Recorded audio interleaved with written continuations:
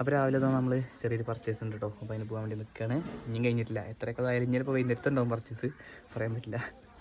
അപ്പോൾ നമ്മൾ പോകാൻ വേണ്ടി നിൽക്കുകയാണ്.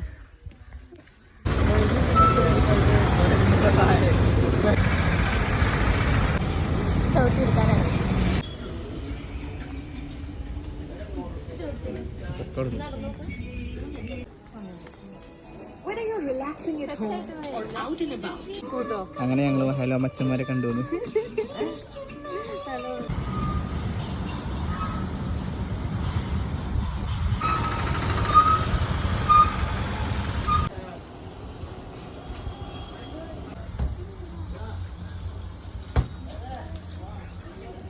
വാങ്ങിക്കോ.